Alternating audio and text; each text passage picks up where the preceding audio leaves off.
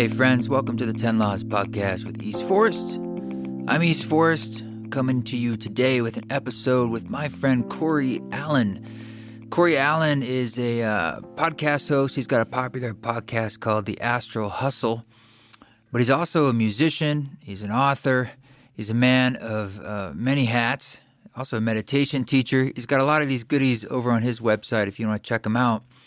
And I was actually on his podcast, the Astral Hustle, which is a great podcast if you haven't heard of it and you're looking around for more COVIDian quarantine-esque content. But I really just wanted to continue the conversation with him and keep rapping, so I was lucky enough to have him over here on our show, and I think you're going to enjoy it. If you get a chance, thanks for subscribing to the podcast. It's a way of keeping in the know about all. This is episode 108, which is a auspicious number. So I thought it'd be good for Cory to be on for that one. We recorded this a while ago, but 108 feels good for him.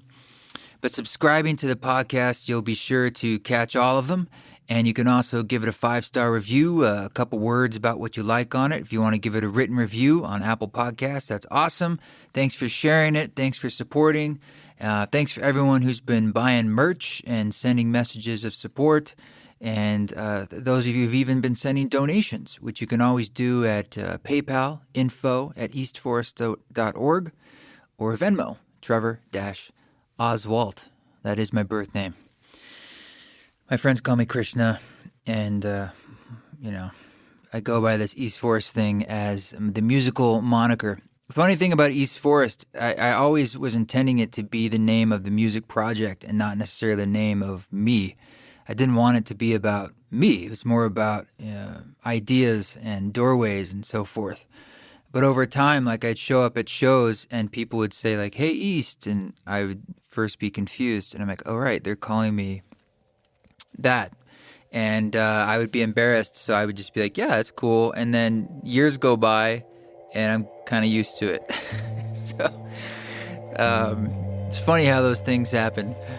All right, so let's get into this amazing conversation with my friend, Mr. Cory Allen.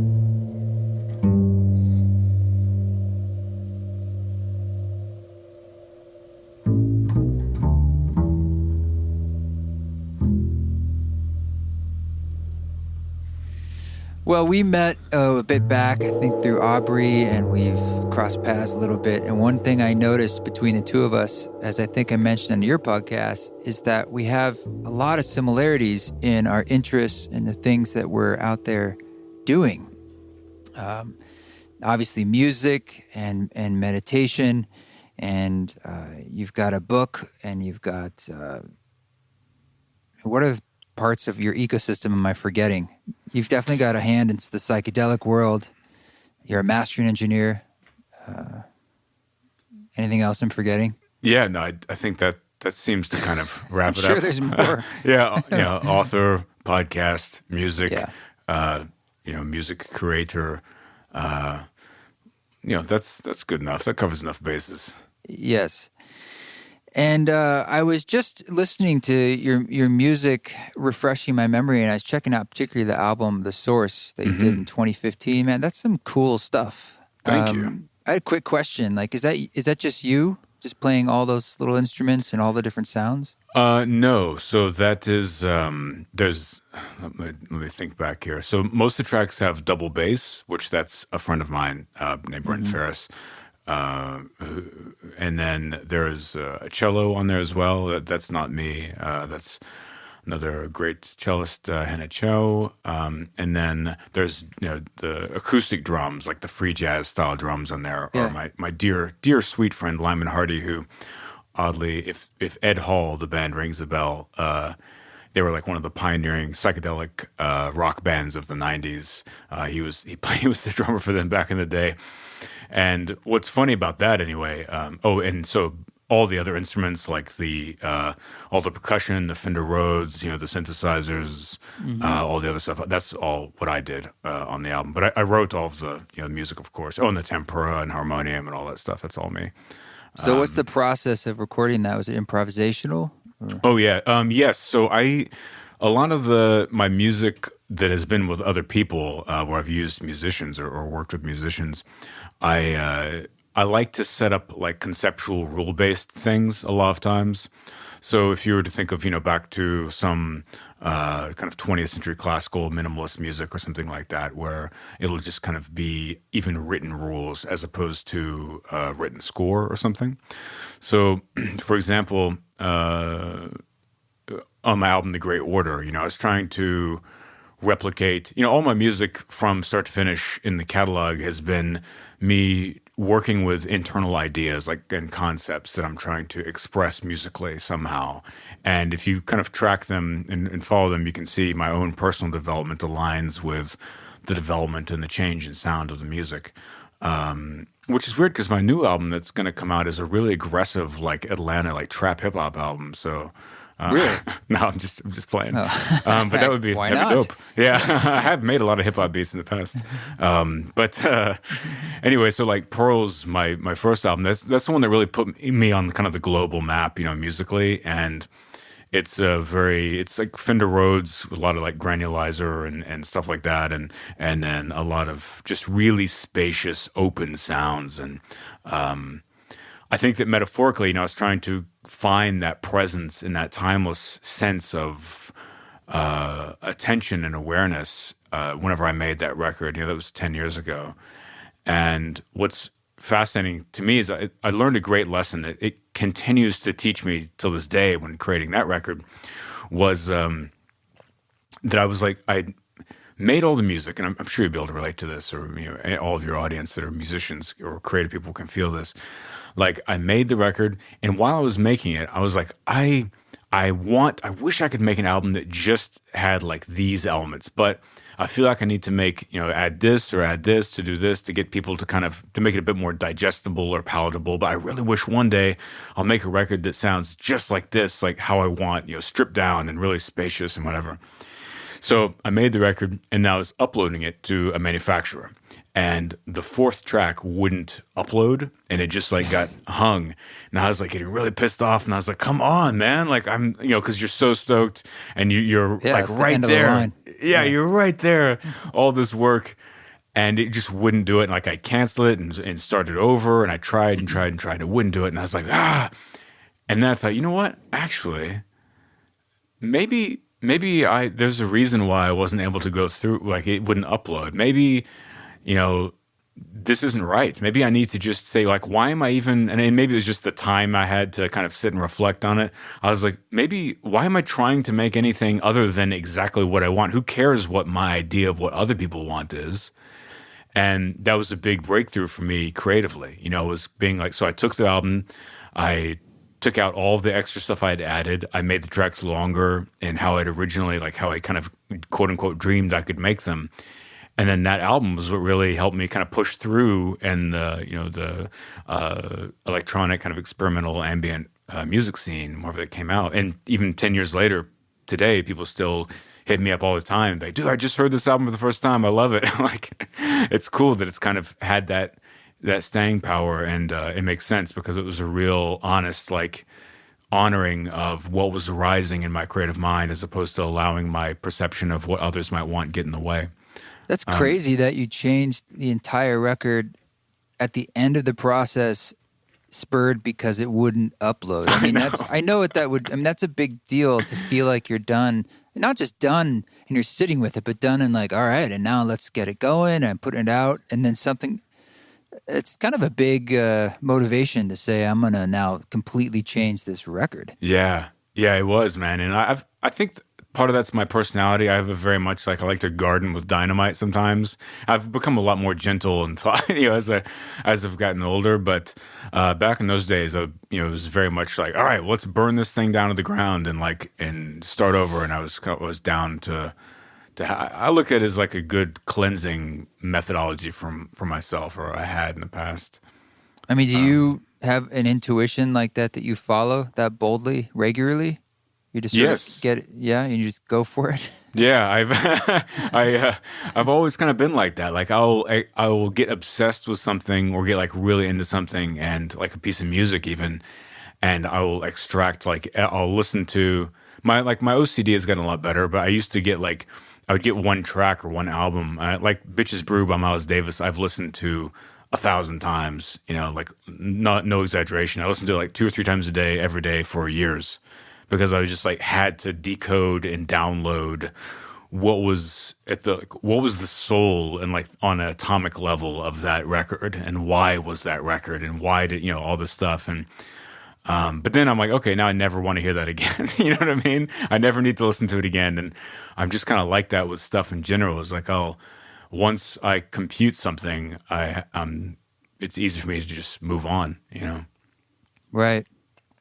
Well, do you find that trait that you have is one that's beneficial, or does it feel like it's something you've had to work with as a bit of an obstacle in your personality?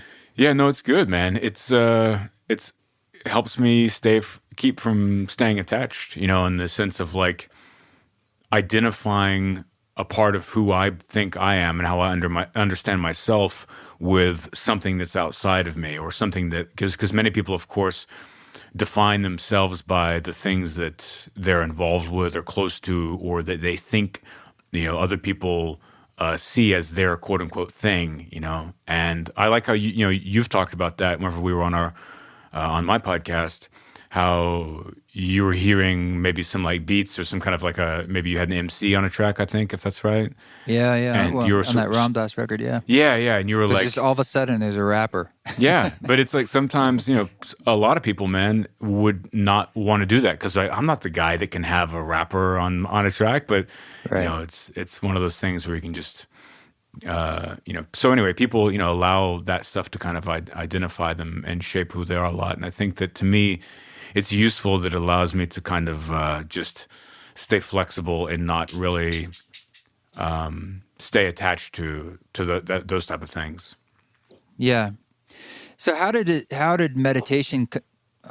Hey, Kaya. Got a dog visiting. Hey, no problem, man. And also, while we're on the topic of dogs, apologies if my dog starts barking at any time, because I've got a modular, sense package showing up here, delivery, and so he might add some enlightenment when the UPS guy drops it off. That's okay. Yeah. How did meditation come to play a role in your life? What was the motivation of that, or is that something that came from like your parents, your childhood, or? How did that creep in? It came as a response to my parents in my childhood. Yeah. And so, yes, my parents, neither of them were even readers. They were. My dad wasn't really religious. He's dead, but he wasn't religious at all per se. My mom was kind of like a safety Christian. It's nice to have the dog on the other side of the mic for once. Yeah.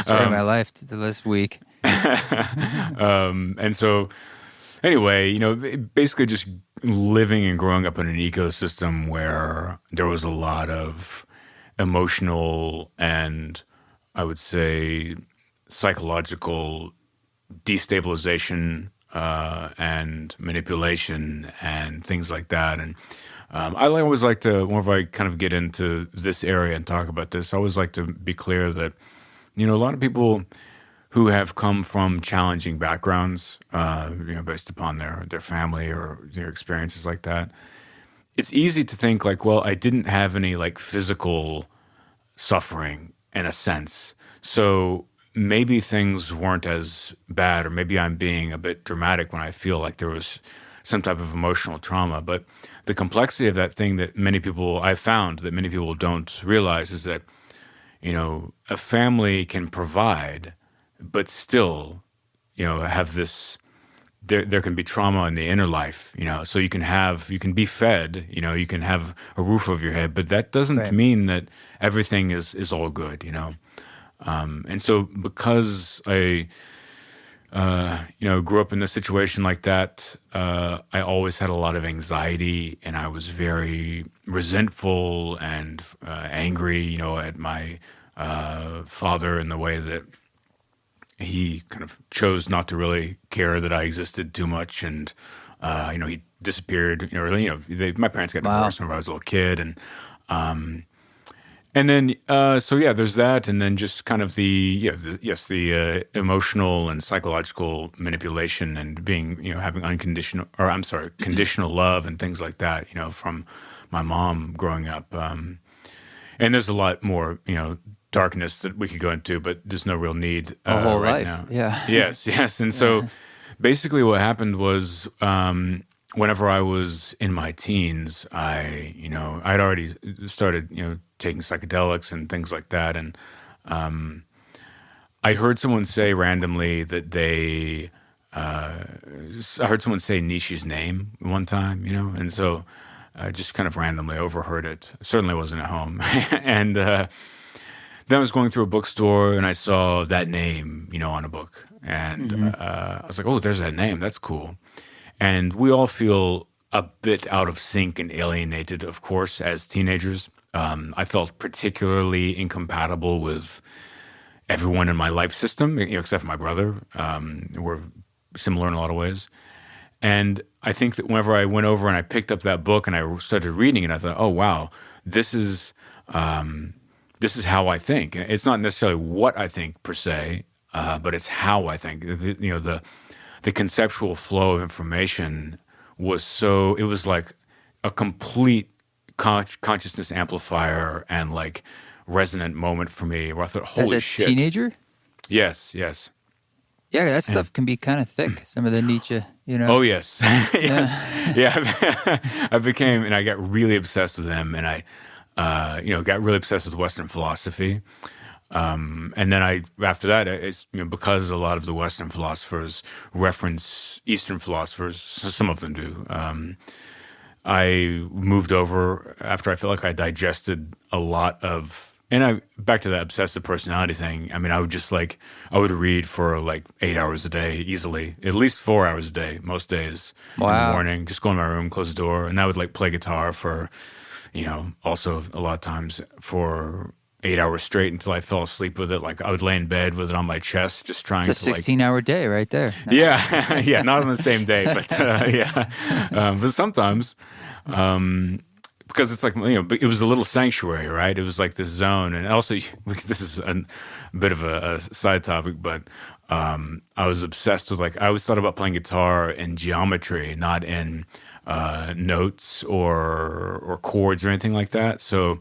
I was like a death metal guitar shredder, whenever I was that age. And so I would just stare at the fretboard and think about the way that each, how the fret wire in each strings, if each of those are like a nodal connection point on the fretboard, the geometry of finger movement through those nodes creates particular sound and sensation and resonant quality, and then how you move those things. It's like this unfolding of a geometrical pattern. And I became obsessed with understanding the geometry of the guitar fretboard, right? And so I would sit there and just try and decode the shapes and understand it on that level pretty exhaustively. I was just thinking about something like that with piano today. I was just over here and doing some little recordings, and I was just noticing how it's often the way I'm kind of thinking about it in my head, or almost sometimes even visually, is like patterns. Yeah. So I mean, obviously how they sound, but there is definitely that. I like that idea of geometry. It's a good way of kind of looking at it. Yeah, that's how I've always thought about music from the creator point of view, or interfacing with an instrument, or even if you're working in a digital, workstation, the geometry of how all of the actual sound files are aligned and how they move in, how they're vertically and horizontally aligned. That's really important and something I focus on, or I naturally am attuned to that as a point of focus. So back to... Side note, though, question. Yes. Do you ever, try to not...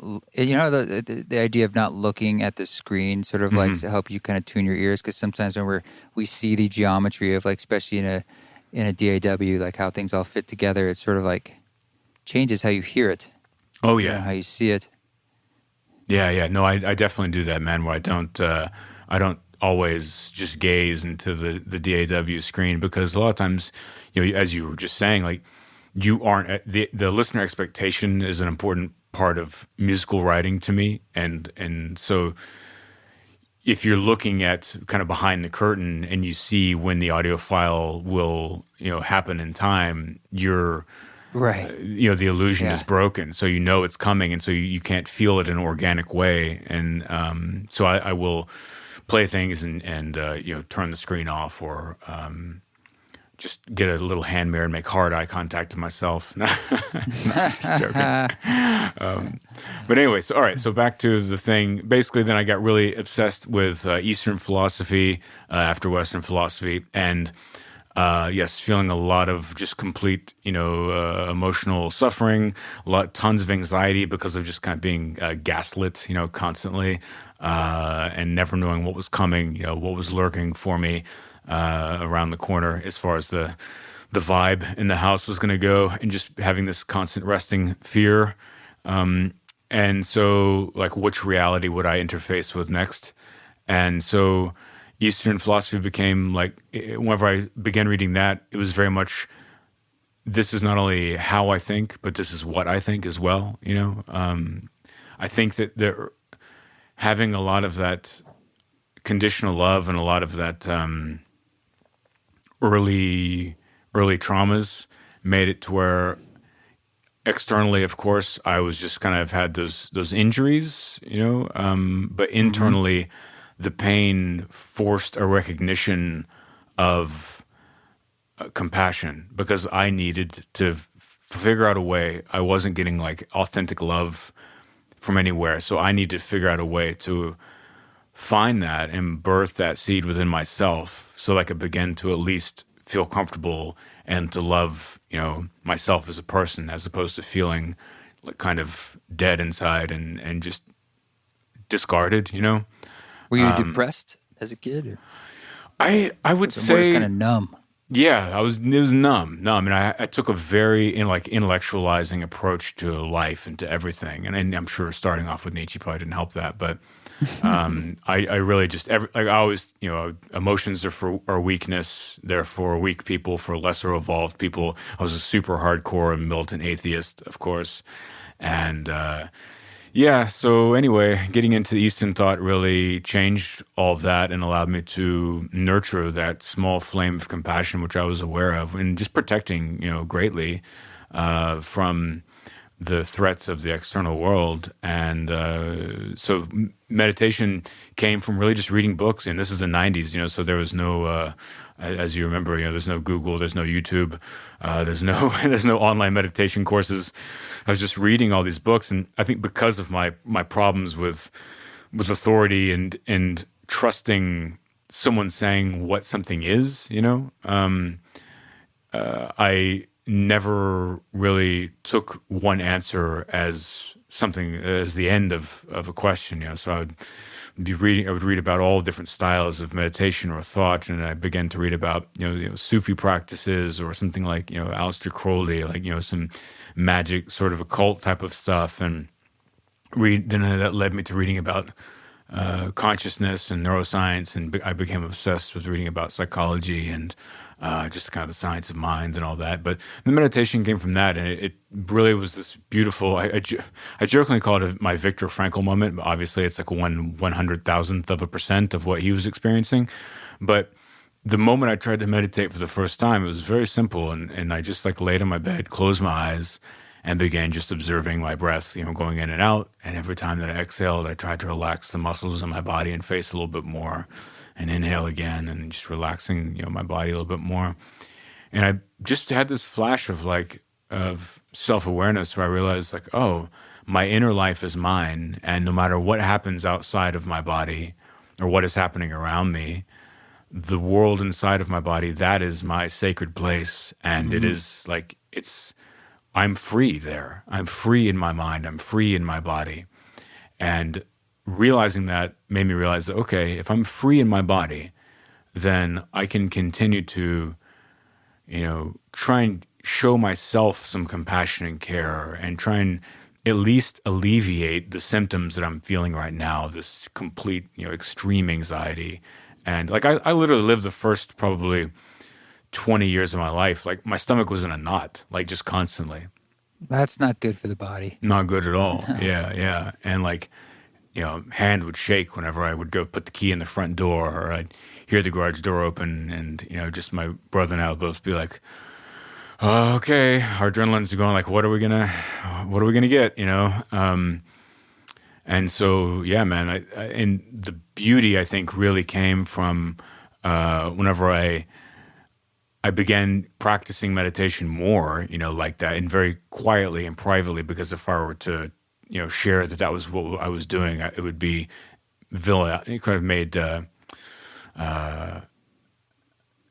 would be seen as negative. It'd be I would be threatened over meditating because somehow It's threatening to them. Yeah. yeah. And so I just did it quietly, and I started realizing the changes, just looking through my point of view out into the world. I started noticing my consciousness shifting. I started noticing that, like, wow, 5 weeks ago, I was like a different person. I feel like so much more comfortable in my body. I feel more confident and clear-minded. And I realized that, like, if that was possible to go from there to here, then what else is possible? And that I really have never stopped that ever since then. I realized that you can literally, through intention and having integrity of the self and open mind and what have you, that you can really change yourself to flourish in whatever way that you desire. I suppose that's the only way, is to make those choices yourself. Whatever the influences are on the outside, it has to happen from the inside out. When you're telling that story about how an upbringing that seemingly is comfortable or kind of normal, quote unquote, how that can be the kind of trauma that we experience, sort of that American malaise. And I vibe with that a lot. I mean, my parents, very loving and very supportive. It's just, I think what I was rebelling against was more the kind of the expectation of what life is supposed to be in suburbia, and just it just felt sick in a way. It felt like there's a more beautiful world possible, but there was no example of it around me, and that felt really troubling. And I remember I dealt with, instead of being numb, I was just very like depressed. And I remember one of the bottom moments for me was when I finally got out of all the school. It was like I was 23, and for the first time kind of out in the world, and I'd moved to New York City. It was right before 9/11, and then 9/11 happened, and everything was just terrible. It got worse and worse, and I found myself in a really difficult depression, and I somehow ended up at this psychiatrist who was supposed to be like one of the, the quote best in New York City, had all those sort of accolades, and he could not figure out why I was depressed. He kept searching for the, like, well, were you abused, or did this happen or that? And like, it was just, he was totally blind to the thought that, like, perhaps the soul just wants to sing and it doesn't have a way to do it. And it's such a blind spot sometimes in psychiatry, psychology, at least certainly it was, and I would imagine in many parts it still is, but kind of understanding the hidden wounds in our past, obviously they're going to be obvious wounds at times, is a good way to try to forge our way forward. And for you, I'm hearing about how all this has, led to these interests of yours that kind of obviously led to who you are today. And now you're sharing that with other folks. Is it okay if I ask you a bit about your book? Now is the way. 'Cause I have some questions about it. That came out, was it last year or 2019? Yes, September of 2019. Yeah. So I haven't read it, but does it get into this personal journey, or is it more conceptual about your ideas and techniques around meditation? Yeah, it's both. It's the last probably fifth of the book is on meditation. It's actually that part of the book's actually called On Meditation, because, and I call it that because I feel like that there have been millions of words written about the experience of meditation or what it should be like, and I feel like that's a bit of a detriment to the individual who's coming to it for the first time, or even someone who's seasoned in meditation, and that.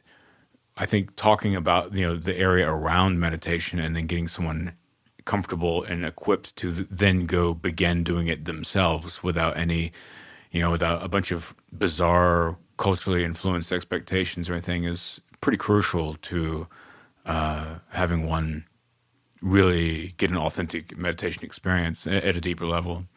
And is yours based on sort of your own practice or an amalgamation of particular lineage, or how does that come to be? It's all all the things I studied over the years. I took like just what tidbits worked for me, and applied them to myself, and then I just came up with a lot of other practices and approaches over the years, just kind of that.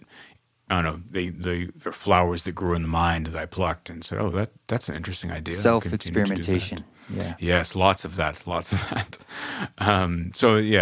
It's that the meditation section is, there's some basics, but also it goes into some specifics that really work well for me and things that I've come up with.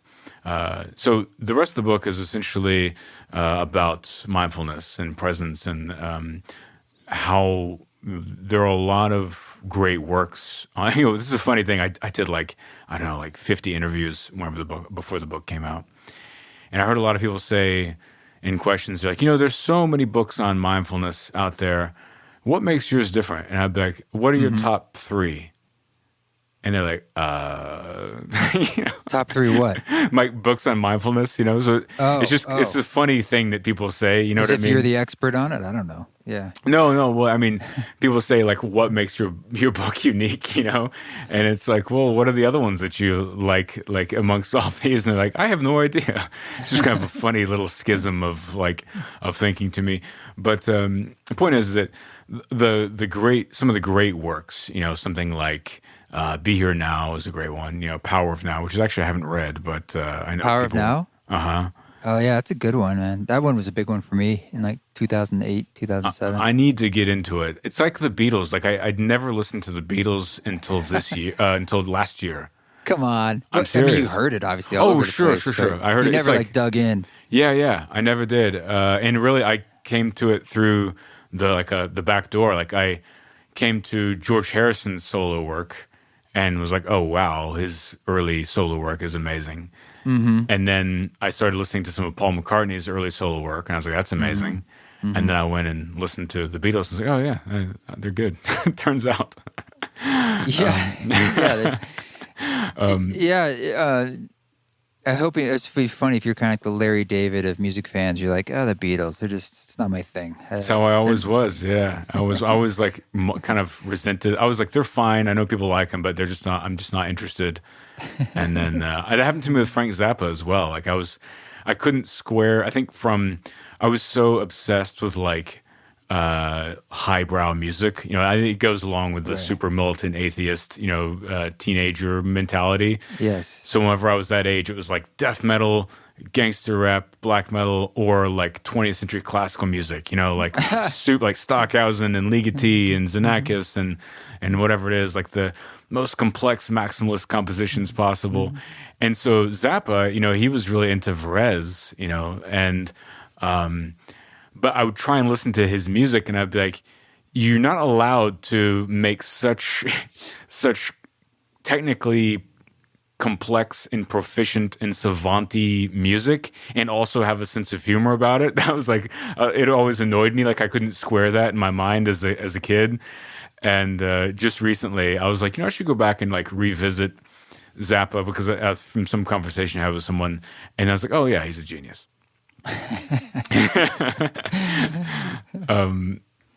Yeah, man. Yeah, I discovered a lot of things late in life too, as well. Yeah. What role in this whole? I mean, you spoke about it a little bit, but with psychedelics as a way of pushing you along on this journey. Yeah, they were huge, man, huge. And LSD, you said, or different things? Or, okay. Yeah. Well, for me, it was like mushroom experiences. If there were a handful of them over the years that were seminal. I don't have much experience with LSD, personally. So I'm always curious, what compound it is, or if there is one. Yeah, that was what was available whenever I was in high school. That Which was where? Where were you growing up? In Austin, still in Austin. Austin, yeah. okay. Yeah, and I think there was kind of like I'm not sure if it was nationwide, but certainly in Austin, there was a bit of a psychedelic renaissance in the 90s, but it really aligned with kind of house music and raves and stuff like that. Mm-hmm. So there are a lot of raves happening all the time in Austin. And this is a trip, like I've thought about this as an adult, as a 38-year-old. Whenever I was like 15, 16, my friends and I would get in the car and like drive to a club downtown where they were having raves, and it would just be like dudes standing on the sidewalk outside of the club, and you could just walk up and be like, "Hey, you have any acid?" No, yeah, sure, here you go. All right, cool, thanks. Here's $5. And then just like, that was it. And just the idea of like, to me, thinking of a 16-year-old or something going to some random stranger standing on the sidewalk and buying, on the street downtown at night. Yeah. It's completely so ill-advised and dangerous and stupid, but yeah. I look at me. I don't look like a drug dealer, but for some reason, I don't know if it's my weird hair or something, but I always have people coming up to me asking for drugs. Mm-hmm. No, that makes sense. Yeah. I remember one time when I was living in Brooklyn, I was in Dumbo, so it's under the Manhattan Bridge. Kind of be like your prototypical scene of like buying drugs, like you're under a bridge and the subway's going over. Yeah. Some guy just pulls up in a car with like Jersey plates, and he says, "Hey man, we need drugs." And I was just like, "What? Who does this?" Yeah, seriously. You answer with a literal like, "Okay, well, I hope that you find them." Most people are in need of there's something. A bar there and a CVS up there, and here's a television. Yeah. But it sounds like for you, they did play a bit of a role, or is it more kind of minor? Oh no, it was quite a big role. In that time, then I was taking them, and I always took them pretty much as an investigation of mind, even from the beginning, and not really ever recreationally. Like I never, would be like, "Oh, let's take some, psychedelics and go sit at the lake or whatever like that and hang out." Like it was always, for me, it was always by inner exploration, even from the jump. And it was just, as I'm sure that all signs are pointing to this, like because of where my mind was, I became obsessed with cracking what I kind of call cracking the egg, I wanted to figure out my mind and see how I could get on the other side of these things that were limiting me, these things that I was constantly suffering from, and then discover and explore what was possible in the world of ideas and also what was possible with myself. Like how much of the ocean can I hold in my mouth? You know what I mean? And that from an early age. That can turn out in a lot of challenging ways if you have to do with psychedelics. Like, how far can it go? It's like, okay. Oh yes. Yeah. No, and it did. Cosmic slap down. Yeah, and it must, right? It must. I think that some of those, and even the symptoms of those experiences can lead to similar disillusions, which ultimately I think are necessary maybe not necessary, but I think they're sort of built into the path in some ways. Like if you were to, someone was to begin taking a bunch of psychedelics, they might move into the next chapter of their life, then kind of believing in metaphysical things more strongly than they had before, which in some cases being open to some metaphysical parts of reality are beneficial, but it can also be, it's an extraordinarily dangerous field, which is extremely fertile for spiritual bypassing and self-delusion. And my main interest has always been in truth and in like something usable and something like, how can this benefit and, increase my and our self-awareness and effectiveness as a person, as a force of compassion and equanimity, as opposed to like, using it as an almost self-manipulation to create an answer instead of acknowledge reality. Well, this is an important point you're bringing up. I think it's a Jungian idea, spiritual bypass. Either way, the notion that you're kind of missing the main show by getting wrapped up in maybe the surface exploration of your spiritual obsession or what have you.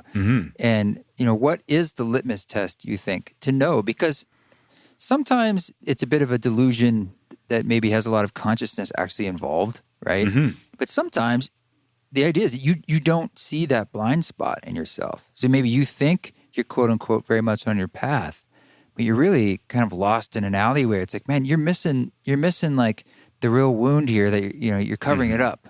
Mm-hmm. Yeah. I think do you have a way of knowing? Well, I think just time, man. I think that not to generalize, but I think that many, many, many people do just what you were just describing. And that's why at the beginning, I was saying how it's almost built into the journey in some way. It's a necessary, almost rite of kind of self-passage where you do end up in the alley, like in this delusion kind of area with blind spots. And only by continuing to explore and test and try and find congruency with objectivity or your own inner feelings and sense, do you see the contradiction and the misalignment with the story you're telling yourself about reality.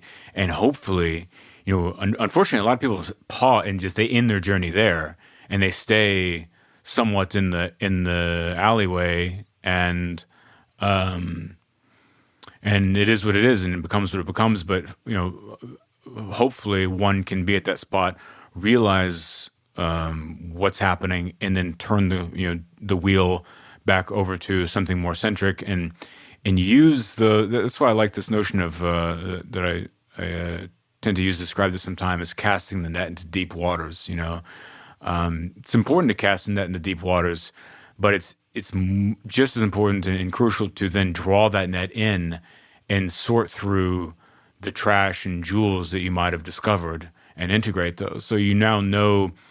Now, I know from being a swerver, I would say, this reality swerver of being this Nietzschean, everything it's all scientific materialism, and complete reductionist, of philosophy and of the natural world and the universe, and then taking a lot of LSD, and I would do things to finish that point, and then going way out into the other side of being I can change reality with my mind, and let me prove that to myself over and over again. Robert Anton Wilson was a mentor of mine, and I ended up working for him for a little while, the author. No kidding. Mm-hmm.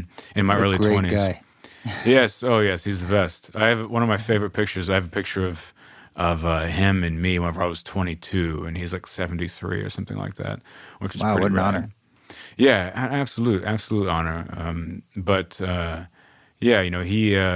He talked about these things a lot, and I really appreciate reality tunnels. Yeah, that's right.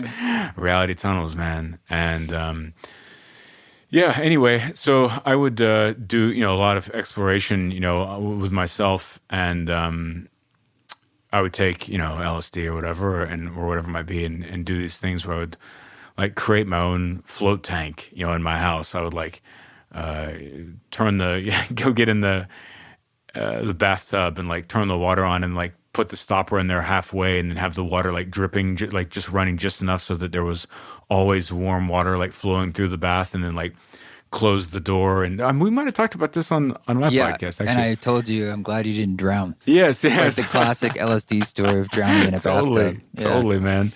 But it was a real... I think doing those things led me to, and just continuing to explore with my mind and partake in the research of psychedelics allowed me to, ultimately, I think it made my way of thinking a lot more flexible and modular instead of having this fixed script that I was stuck to. Do you think that any kind of story that we tell ourselves, in a sense, you can look back in our lives and say, I held the story of being a rational materialist, or I held the story of being a nihilist, and then I held the story of being sort of a naturalist and then a humanist or whatever, and here I am in this story. They're all a form of bypass. Mm-hmm. Because any story is just that. It's a story. It's a mask on top of the reality, which is sort of from a Zen perspective, maybe a nothingness. Yeah. Just a plenum of being, and we're always grasping for a story, an explanation in a way. And the one that we have currently is usually our most current version, the OS that we're working on. Yeah, this is the topic of my next book, actually, because I think it's increasingly important in our high velocity, high speed, high complexity, technological age of. It's really we're almost in a war of reality right now, battle for reality, for a claim to objective reality, I suppose. Sort of a phenomenological punching match happening right now in society and in our species. And I think that the way to help people wake up from that, of course, is to first identify the fact that it's happening at all. So the fact that we do use narrative thinking to, it's just how we're designed as, biological critters, being animals. Like we think of our lives, we must think about them in stories because the way that we think and the way that we interact with space and time and ourselves and our self-understanding and so forth is taking the constant bits of information that our minds are scanning. We've always have done this for like hundreds of thousands of years. We're scanning for bits of data and then kind of capitulating this image, this impression is what I call it, an impression of what is. And then we almost must believe that that is what is in order to then have the ancient brain, the archaic mind, have the will to move forward and to have its meaning mapped so they can believe that it shall continue on as an organism, right? And the story is almost the carrot that we hang in front of ourselves to walk towards. And that's why people get really upset whenever you disagree with their story. And something like social media, where it's creating, like the Twitterverse has created this just wasteland of toxicity because everyone is arguing on behalf of their stories. And when someone is, their story is challenged, it feels like people's stories about themselves are so rooted deeply into the meaning and symbolism they apply on their own egos. Whenever the story or the concept is challenged, they feel like, and even worse if it's disproven, then they feel like they are being erased. Their ego, identity, their capital self is being challenged. So they literally they have a visceral response because they feel like they're being attacked, like physically. Because like if I'm being erased, I'm under attack, so I have to fight back. And that's like why something like Twitter has become the cesspool it is. But of course, I know you know this. But the real reality is that all of those narratives are illusions. None of them are true. Not even the one I'm talking about right now. Not even me explaining this narrative thing is real. It's just this bisected entry point to as close as I can get with where I'm at right now and how I'm equipped to think and talk about what is. But even with all of my model agnosticism, I still have to remain even agnostic about my model agnosticism. Well, anytime we look back on our lives, we look at the stories we've held or the opinions and beliefs that we're holding on to, and they've inevitably changed. And it must give us the pause to think that whatever I'm holding on to now, I will look back on and have a different feeling. And you got to loosen the grip on that because it's just that. It's something you're holding, and holding as a form of creating an identity. And there's... Which is necessary, right? As we were it's a just tool. talking about. Yeah, so it is a bit of a paradox.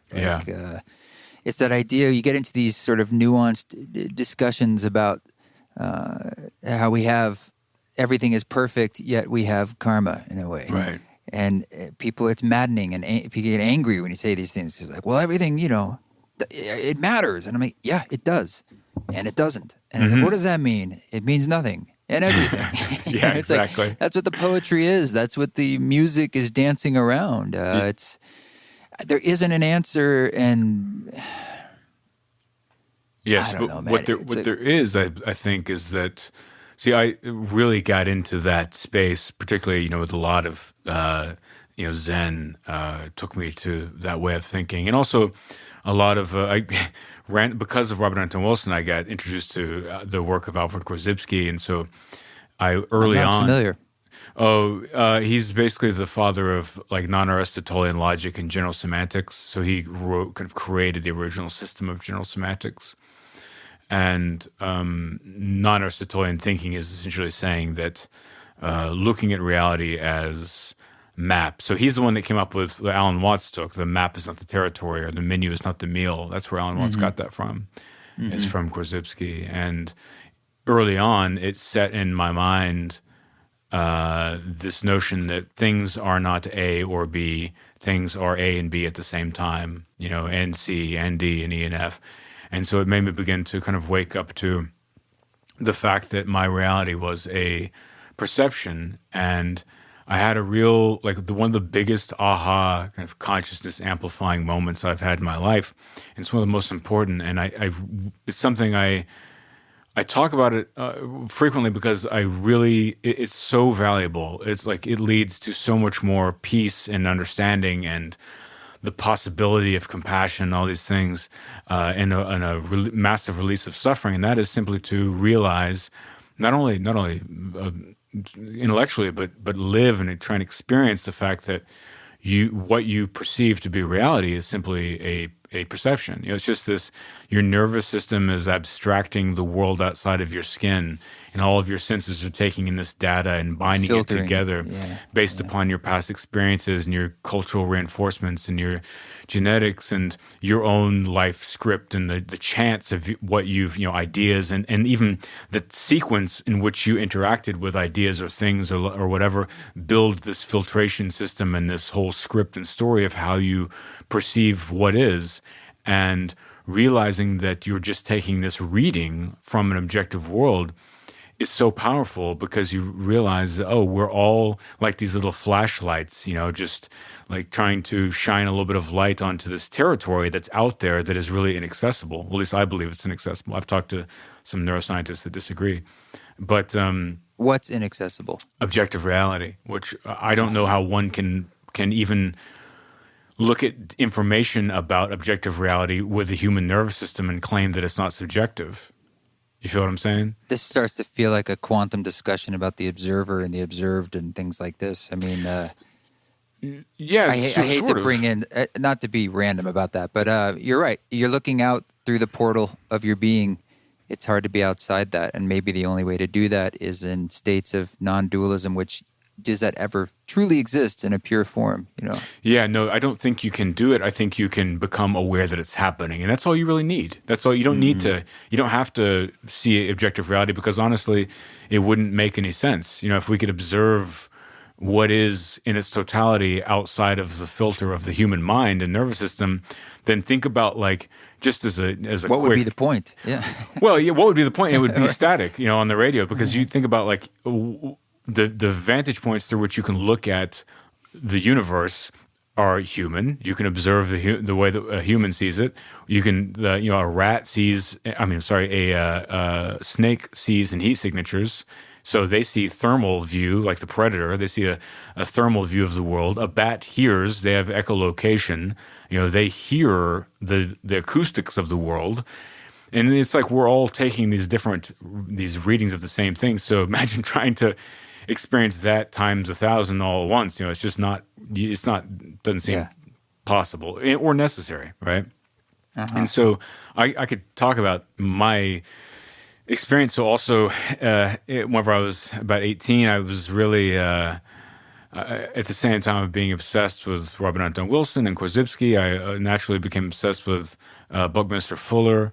And I was going through a critical path as kind of a great first take on how humanity might evolve to a higher-minded type of futuristic society.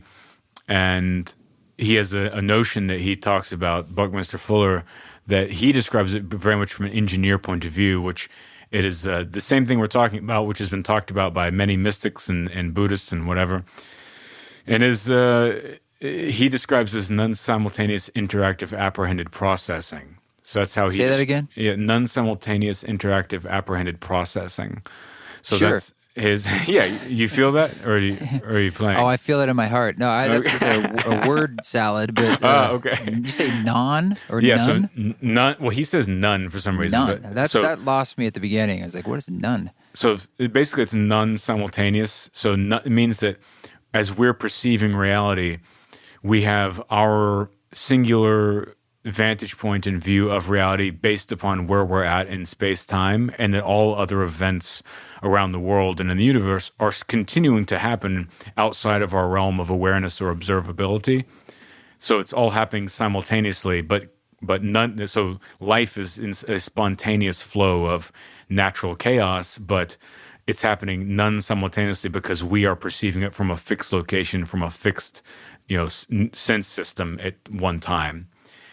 And then, so, for example, for anyone that's not into these type of ideas, like as we're having this conversation, someone just tripped in a crosswalk in Shanghai, someone's going up an elevator in New York right now, someone's having sex in Paris, someone's having a glass of wine in, Argentina or whatever. It's all happening right now. Someone's being born, someone's dying. And so there's that. And then the apprehended interacting processing bit is apprehending, just means that we are taking in that information, right? So we're apprehending it with our nervous system and assimilating it into our consciousness. Interacting with it is that reality and our lives are a cyclical feedback loop. So we're in a consistent and constant, inescapable flow of taking in what is in reality through our filtration system and then feeding back and resonating with the information we've received. But it's like a circle that's like, if you drew a circle with little arrows pointing into your mind and then back out into the world and then back into your mind, out into the world, that's what this flow of perception and expression is like. Sounds like a toroidal thing. Right. And processing is a bit of just, it's analysis. It's being, self-reflective and trying to understand this process and yourself in the midst of the process, right? So that phrase, for whatever reason, you ever get like earworms? I'm sure you do with music, where you hear this melody or a lyric and you just it's in your head, you hear it over and over and over. Yes. So I had that as an earworm, the non-simultaneous interactive rapid processing. And I was walking That'll around. eat your brain, man. That's one of those. It literally did. Tapeworm. Yeah, it was eating the back of my eyeballs. And so I was walking around, like a mental patient, just like muttering that to myself. Oh, I worked in a bookstore at the time. And I was just walking around muttering that like under my breath, just thinking about it for a long, long time. And one day I picked it back up. I was muttering it, walking around. I go into the bathroom, and I had this I might put this in the second book, but I had this initially in my first, and now it's away, but I took it out. But it was the section called The Unbearable Lightness of Peeing. And I went into the bathroom, and whenever I went to the urinal, whenever I started peeing, I was saying that phrase, and I had that knowledge turned into lived embodied experience. And it was like the movie set of my life. All the walls fell down and I saw all the cameras, and I had this awakened moment. And I don't mean enlightenment. I just mean like my consciousness got raised to where I realized that I was making a perception. Like I was living the fact with the awareness that I was perceiving reality. And that never went away. It's only deepened. It's one of the most beautiful like blessings that I've had in my life is to have that sense of awareness. And this happened while you were peeing? Yes, and I have a deep. I don't know how long this podcast is, but I have a deep reason that only came like a decade later as to why it happened when I was peeing, which I'm happy to go into if we have time. But well, I also would like to, before the podcast is over, if you're willing to actually, maybe you could lead us in a short meditation. Oh, sure. That's the only other agenda piece I had, because it makes sense more than talking about it to end this by diving into that space. Yeah, certainly. So, basically, all that to say that I had that experience and it was very valuable. And then following through, this kind of string of ideas that we've been touching on as far as realizing that, everything is and isn't. We are experiencing this impression of life. There is an answer. There's no answer. It's all this balanced, light and dark, on and off type of system that we're we're kind of trapped in. And as you said, that being in the midst of that and kind of the center point of that is very freeing. And a lot of people, that don't have any interaction with these ideas have a hard time seeing someone being able to be happy in that space. But I will say that one of the dangers of that space, and this is, I think, it was important for me anyway, was that I got into that space coming from the hardcore materialist, scientific reductionist, atheist type of space. And even through all of this series of, I would, once again, as a teenager, I would take psychedelics and meditate for 4 hours at a time. And just really, I would light a candle every night and stare in it and meditate until I'd stare into the flame and meditate until the candle burned down, all these different type of things. But I was still very, very materialistic about it all until I was kind of like proven that even materialism is a script. You know what I mean? I was just playing video games, man. So it's like, also very valuable. And I was too, but it was the video game of Cory Allen. Mario Brothers. Yeah, right. And all right, so I kept pulling the cartridge out and blowing on it and putting it back in and seeing if the game worked any better. So after all that, I got into this place that I end up in the book. Actually, I call it existential paralysis, where I got so tuned out and tuned in, I suppose, to that infinity and being just in a wash of the chaos and infinity of the universe and a human existential situation within it, that it became so overwhelming that, and this is when I was in my early 20s and mid 20s, is I would like wake up in the morning and just be like, from the overwhelming nature of being able to perceive that non-simultaneous nature of being. And Robert Anton Wilson, in fact, is the one that said, make sure you open your heart chakra before you open your mind chakra. And I was like, whatever, old man, I got this figured out. It's all mind, no heart. And I realized why that's so important is you need the compassion and patience to be able to perceive a glimpse or even take a glimpse of the totality, right? You need that love to deal with what all the darkness and light that you can see at once. And so I got stuck in this zone where I would like walk outside every morning. It's like, oh God, like it was inescapable for me to not be able to think about like, I'm making my coffee. I'm like, okay, water is like this weird molecular structure, and like the earth is made of all of this water. My body is made of tons of water. Too much information, my friend. Exactly. I'm heating up this water.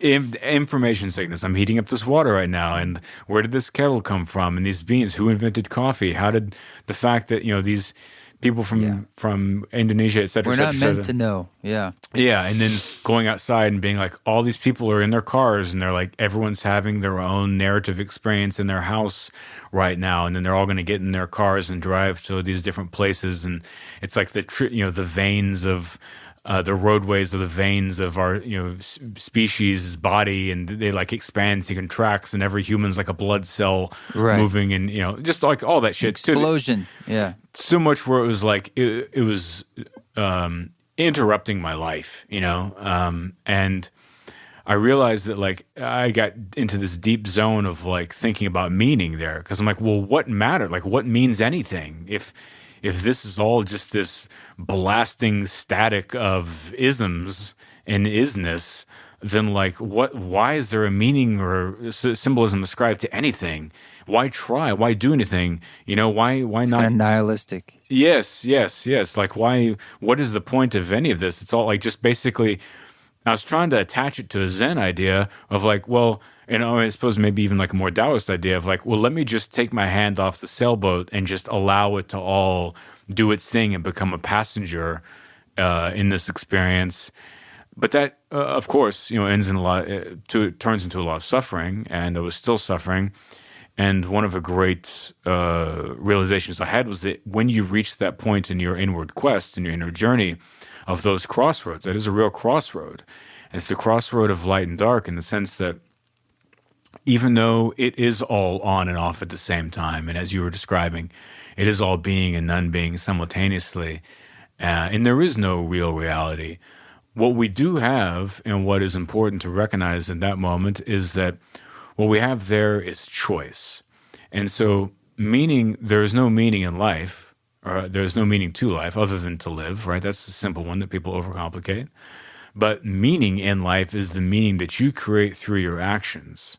And so being in that zone, you could easily choose to be like, oh, well, I'm going to be a sociopathic business person and go try and, like be the dude that was the pharmaceutical guy that made a bunch millions of dollars by increasing everyone's, like arbitrarily increasing the price of prescription drugs 300% or 3,000% or whatever.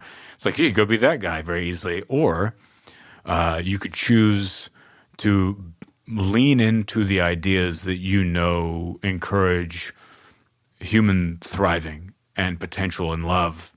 And for me anyway, it was like, oh, this is like the choice of light and dark. It's like, I can, now that meaning has fallen away, it's up to me to rebuild it. And I took that very seriously and held a lot of integrity towards like, okay, now my action will be picking what I do in the face of infinity. And that is how you build this beautiful type of meaning in life.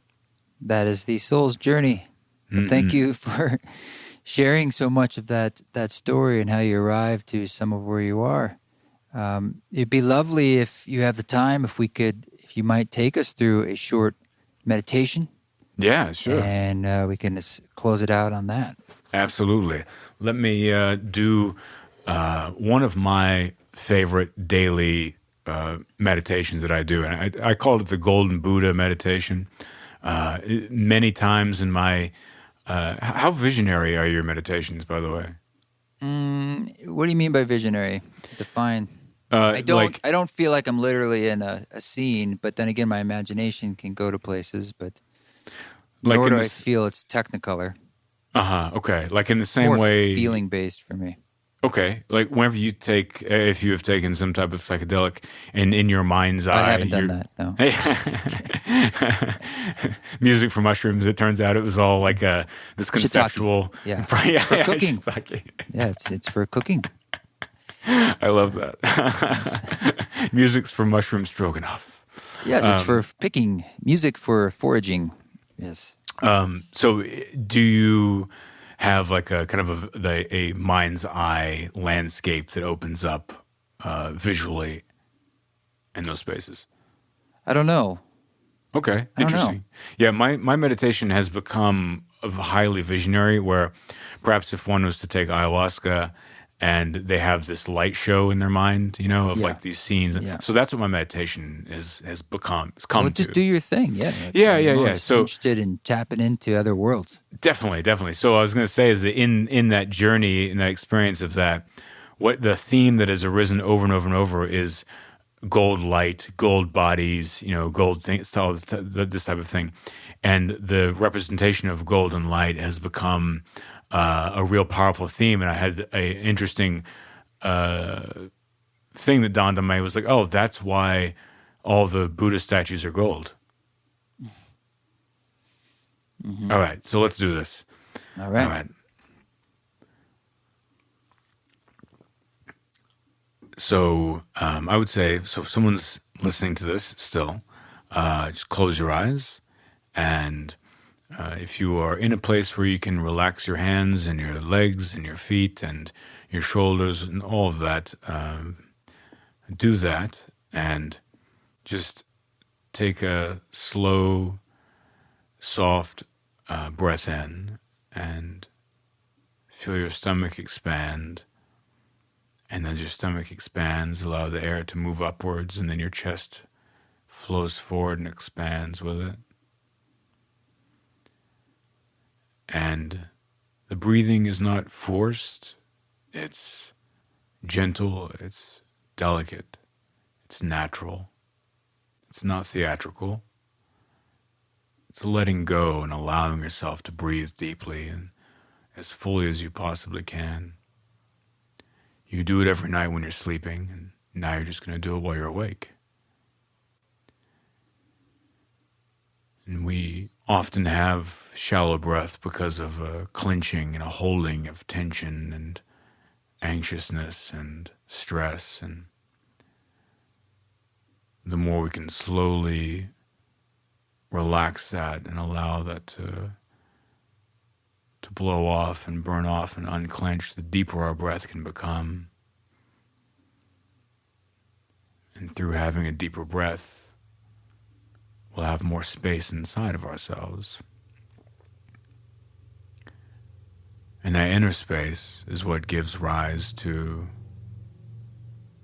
an ability to be self-aware, to see what's coming and what thoughts are arising in your mind, and to choose what thoughts to turn into actions, how you want to show up in this world, and what parts of yourself that you want to nurture and feed and share with others. So allow yourself to take another good breath in.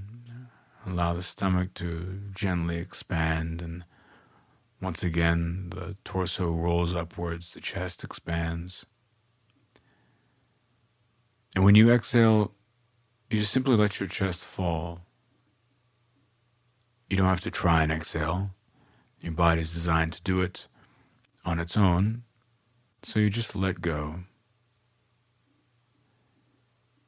And another breath in. And this time when you exhale, let all the muscles in your face and your shoulders and your arms and your feet and your thighs and your stomach, let them all relax as you let your breath out.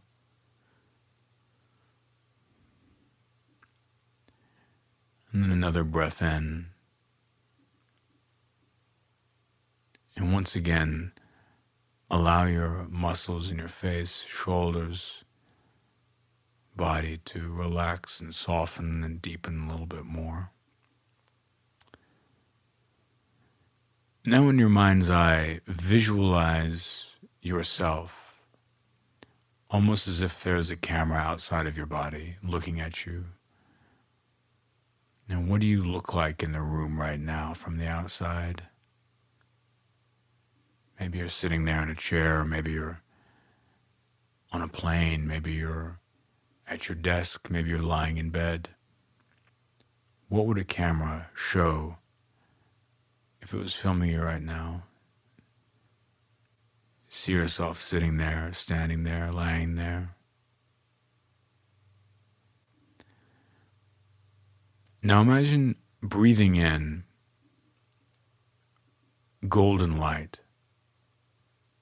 If you were to look in your mind's eye and just see this horizon, almost like the edge of a planet,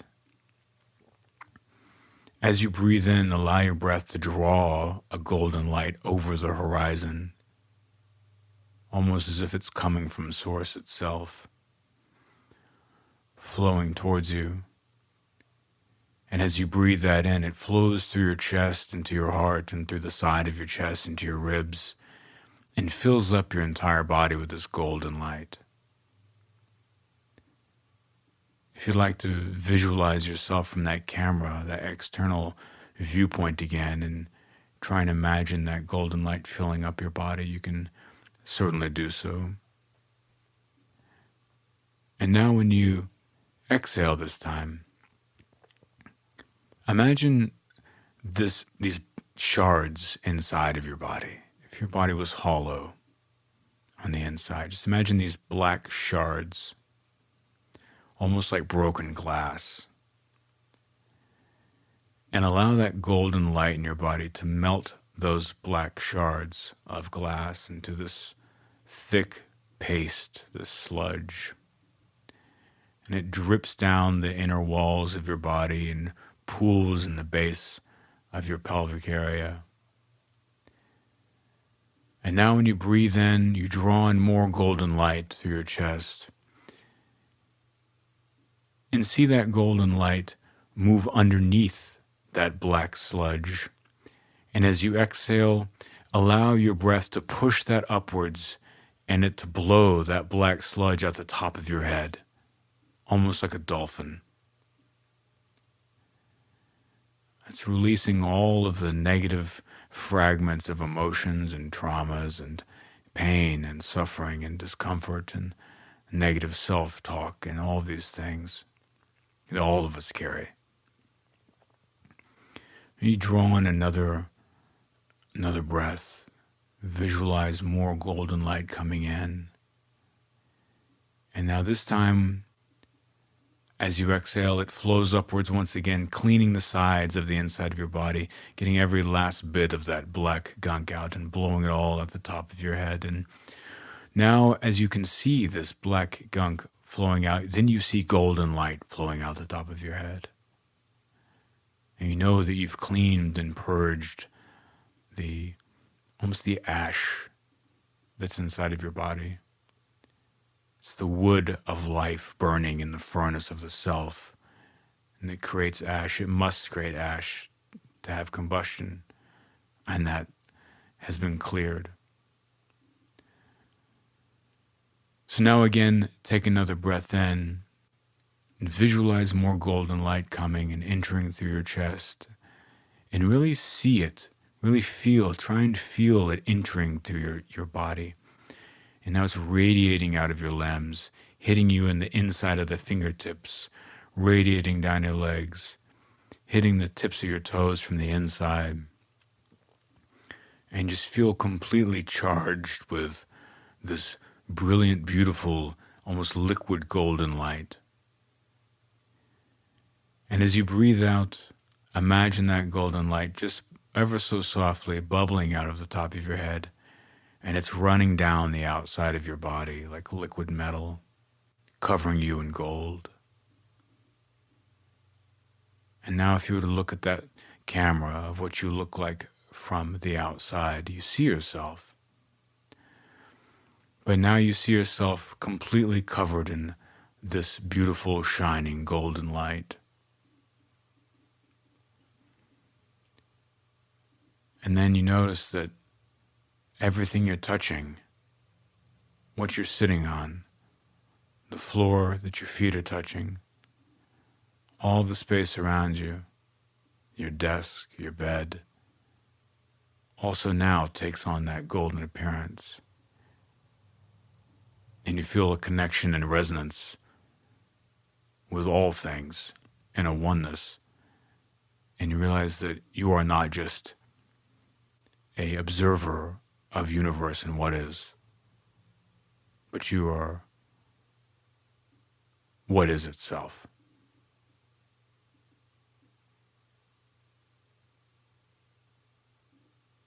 All right, thank you for doing that guided meditation with me. I feel good. Thank you, brother. Yeah, good deal. That feels like a good place to close. Thank you so much for giving us some of your time and diving so deeply into your own stories and just the vulnerability of sharing it all. I really appreciate it. Oh, absolutely. It's my pleasure, man. Thank you so much for having me on the pod. I had a great time. I appreciate it. I'll link to your world in the show notes so people can see all the different things that you do, your great podcast and your book and your music and everything. So awesome. Thank cheers. You, man. Yeah, thanks, brother. Thank you. Thanks, Cory, for joining us. I enjoyed that conversation. Definitely had to put my thinking cap on, but it's always good when you have someone who makes you bring your A game. Check out Cory's his book, and his podcast is awesome, as I said, but he's also got a new album out. And this song you're hearing in the background is called Divine Waves, and it is some of his music, but he's got a lot of things to dig into, and I think you'll enjoy all of it. Thanks again for reviewing the podcast and sharing it, and your lovely support, and for being a part of the community. So you guys keep walking your walk. Don't take any shit, but if you do, you know what to do. Do it with grace.